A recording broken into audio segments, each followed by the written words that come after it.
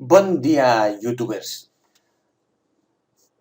Ara toca explicar un concepte d'economia que és una mica tècnic. Es tracta de l'elasticitat preu-demanda. En economia, l'elasticitat preu-demanda és la forma de mesurar el canvi percentual entre la quantitat demandada d'un bé quan hi ha un canvi percentual en el preu. Aviam, si m'explico.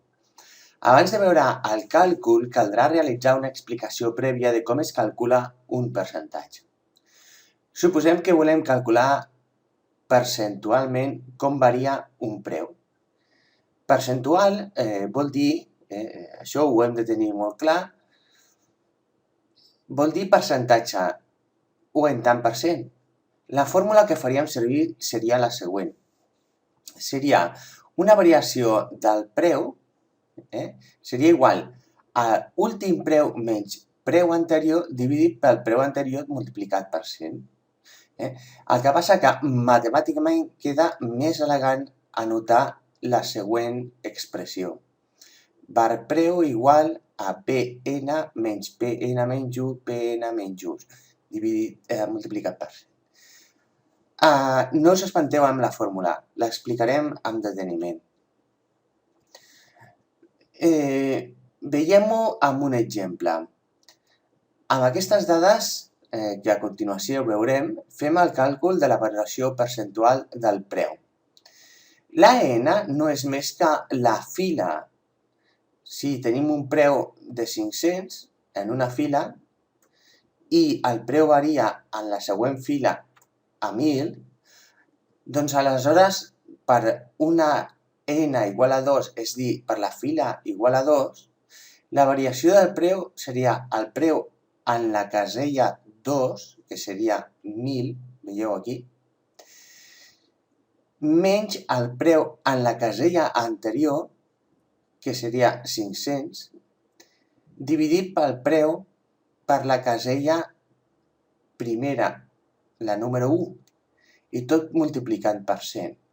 Per tant, si fem els càlculs de tot això, ens donarà que la variació del preu de 500 a 1.000 és d'un 100%.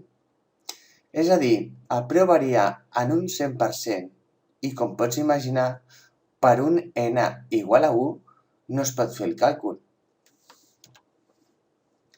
Doncs bé, ara ja puc ensenyar com és la fórmula de l'elasticitat preu-demanda. Sembla un carro inintel·ligible, un nus gordià dit en pedanteria, però en realitat és molt fàcil. Mira, es tracta de que si varia un 1% el preu, la quantitat variarà el tant per cent que sigui. En valor absolut, veieu? Aquestes barretes volen dir valor absolut. Per tant, si la quantitat demandada de la fila n menys de la fila anterior dividit per la quantitat demandada de la fila anterior multiplicat per 100 serà la variació percentual de la quantitat demandada. I la dividirem per la variació percentual de la variació del preu. Calculem-ho amb un exemple que hem fet servir fa un moment, l'exemple d'abans. Anem a veure. La quantitat demandada en la fila n, d'acord, en 2, la quantitat demandada és 6.512, que és aquest import d'aquí, menys la quantitat demandada de la fila anterior, 9.464, dividit per la quantitat demandada de la fila anterior, 9.464. I ens donarà un resultat de menys 31,19% perquè l'hem multiplicat per 100. I veieu que el signe és negatiu. Ara en parlarem per què. El preu, en aquest cas, serà per n igual a 2, el preu és de 1.000. menys el preu de la fila anterior, que és 500, dividit pel preu de la fila anterior, que és 500, i tot multiplicat per 100 perquè sigui un percentatge, de tal forma que menys 31,19 de la quantitat demandada dividit pel 100% de la variació del preu ens dona menys 0,31, que és un número negatiu. Podem veure que el número que ens dona com a resultat és negatiu, i això és així perquè la corba és decreixent, però per calcular l'elasticitat fem servir el valor absolut i el compararem amb 1. Si és més petit, diem que la demanda és inelàstica, és a dir, que varia poc en cas de variar el preu. Si és més gran que 1, diem que la demanda és elàstica, és a dir, que varia percentualment més que una variació percentual unitària del preu, la qual cosa la fa sensible a variacions del preu, lògicament. El que passa és que nosaltres, per calcular la demanda, farem servir el valor absolut. Per això està entre dues barretes. El valor absolut sempre és un número positiu i el comparem amb 1. D'acord? Ho diré d'una altra manera. Si som empresaris codiciosos i pugem el preu dels nostres productes que venem, ens podem trobar que de cop i volta perdéssim molts i molts clients i que aquesta pujada ens pugui costar el nostre propi negoci. Dependrà de si el producte té una demanda elàstica, lògicament. Si som empresaris, haurem de ser extremadament prudents. Aquí acaba la introducció. Ara explicaré l'elasticitat preu-demanda fent càlculs amb un programa que es diu GeoGebra, un programa que és de distribució gratuïta, la qual cosa no implica que li hagi costat diners, capital, i treball a altres persones. Vaig parlar una vegada personalment amb un senyor que es diu Richard Matthew Stallman, nascut el 1953. Aquest senyor, de nacionalitat nord-americana, anomenava aquest tipus de programari copyleft. Doncs bé, un cop explicada què és l'elasticitat preu-demanda, l'objectiu que em proposo és calcular aquesta variable amb les funcions que he fet servir per explicar els vídeos anteriors. L'apartat 1, l'apartat 2, l'apartat 3 i l'apartat 4. Us sonarà familiar a aquestes gràfiques, que són la demanda amb un pendent que és decreixent i la funció amb un pendent que és creixent, és a dir, una contraposició entre els interessos dels compradors i dels venedors, i que ja sabem que el preu en aquest tipus de mercat doncs, tendeix a equilibrar-se, de tal forma doncs, que si estem en aquesta situació en què hi ha més demanda que d'oferta, doncs els productors estaran disposats a plantar-ne més de blat i de recollir-ne per tal de satisfer doncs, les persones que estan disposades a comprar, i això provocarà doncs, una pujada del preu, que és el preu d'equilibri. Doncs ara el que ens interessa és intentar doncs, trobar punts en el que m'assembla que els matemàtics li diuen matemàtica discreta. No? És dir, que si tenim aquestes funcions, el que volem serà doncs, trobar punts en aquesta funció que facin, en aquesta funció i en aquesta altra, de l'oferta, que facin que puguem veure numèricament quin és el fenomen que es produeix. Partirem d'un preu baix, per tal que després, quan incrementem el preu, és dir, que fem més gran l'eix I, tinguem un seguit de punts de coordenades cartesianes de l'oferta i de la demanda. La primera cosa que fem és anar a vista i hoja de càlculo. Farem més petites les gràfiques per tal de que puguem recollir les dades que ens doni el programa GeoGebra. Començarem per la n igual a 2 i en la columna A el que farem serà anotar els preus. Anotarem els preus. En la columna B anotarem les quantitats demandades.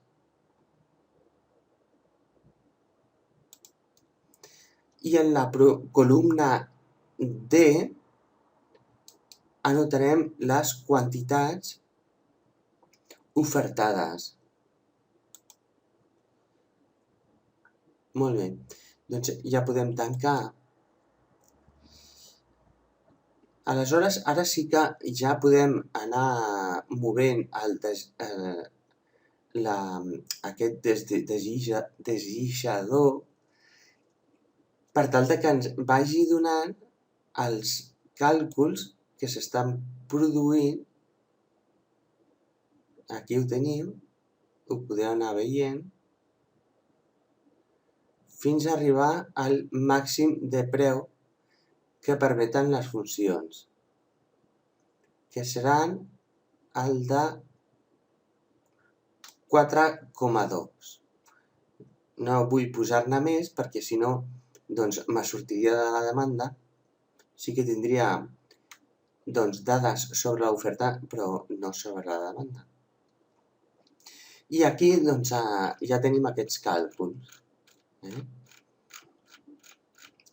Aturem els càlculs que està fent l'ordinador amb aquestes pauses i ara ens anirem al punt d'equilibri, que és una producció de 4,09 tones de blat. 4,09 tones de blat, que serà la B, potser m'ho he passat,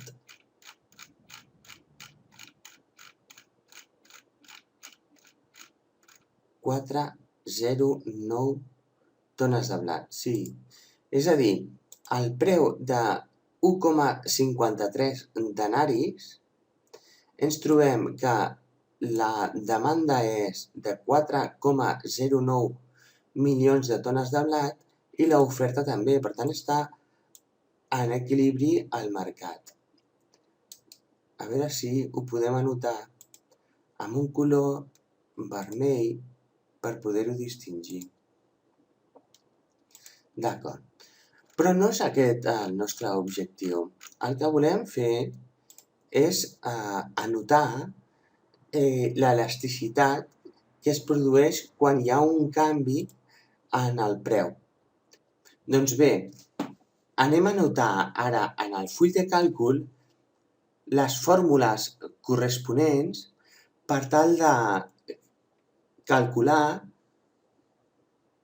l'elasticitat del preu demanda i com que jo ja les tinc fetes, el que faré serà fer un copy-paste. Recordeu, ho veieu en pantalla, recordeu com és la fórmula. és la quantitat de la n igual a 3 menys la quantitat de la n anterior, de la filera anterior, dividit per la filera anterior, que és la de 2, multiplicat per 100. I en el preu, doncs, en el preu igual. Anem a veure. Les tinc preparades i el que faig és aquí anotar-les, ¿vale? I dius, ostres, m'ha sortit un interrogant. És perquè el redondeig fa que surtin coses estranyes. Anem a veure, arrosseguem les fórmules, anem arrossegant les fórmules, a veure què ens dona sobre el preu demanda, elasticitat, preu, demanda. Arribem fins al 194. Veieu que ens dona error en la primera perquè doncs, coincideixen aquests valors de quantitat de tones de blat i els de preu. Llavors, clar, fa que els càlculs matemàtics siguin estranys. No?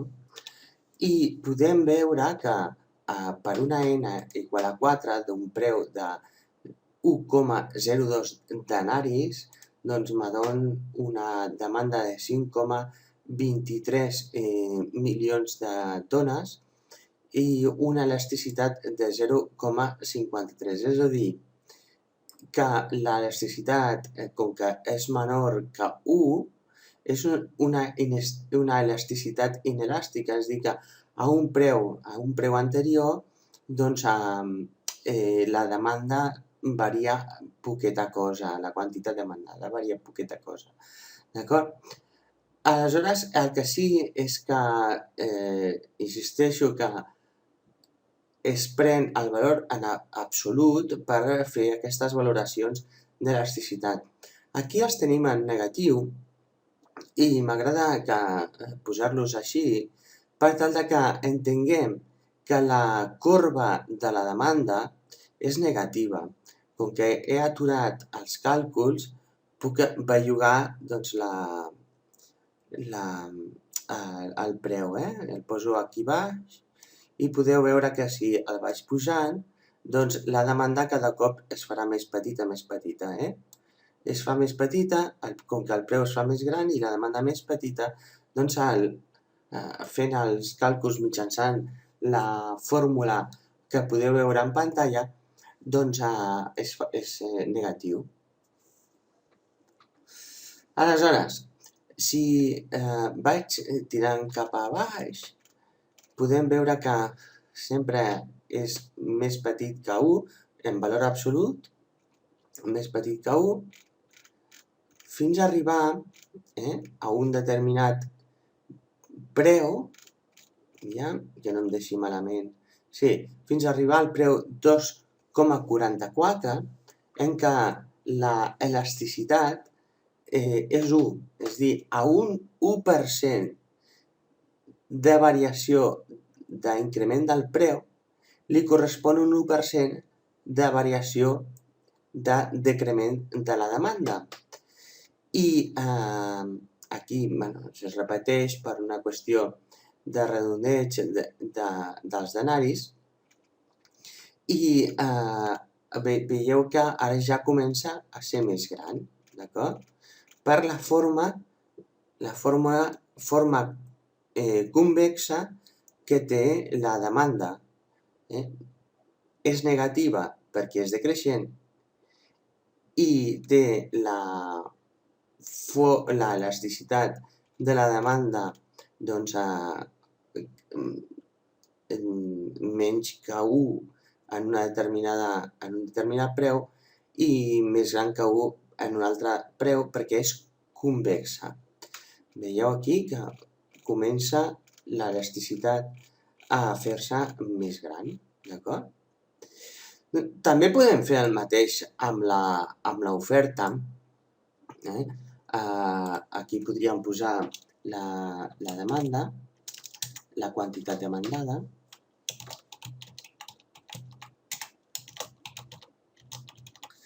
i podem fer el mateix amb l'oferta. Quantitat ofertada. D'acord? Tinc les fórmules, les agafo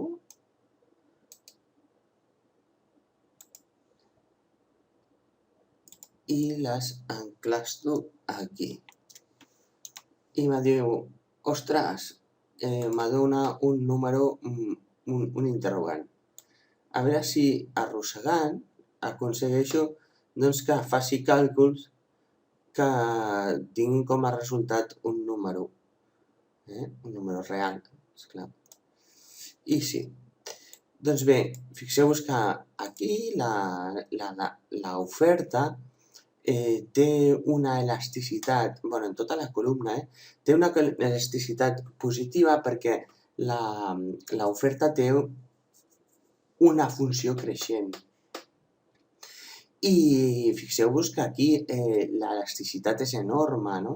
O sigui, a una petita variació del preu, doncs els empresaris estaran disposats a fabricar-ne percentualment una quantitat molt gran, no?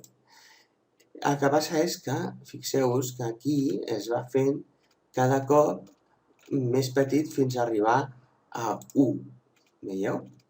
I després ens trobem que aquesta elasticitat del preu oferta doncs es va fent cada cop més petit pel tipus de funció que tenim.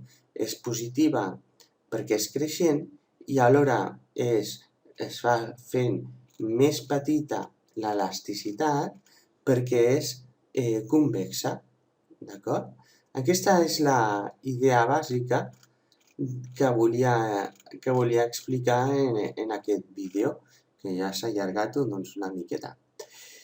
Bé, doncs amb això ja sí que acaba aquesta sèrie de vídeos. Aquest és el 5è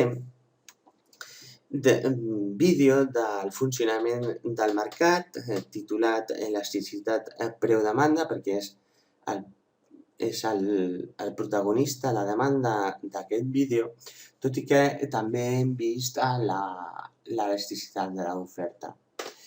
Us vull donar les gràcies per haver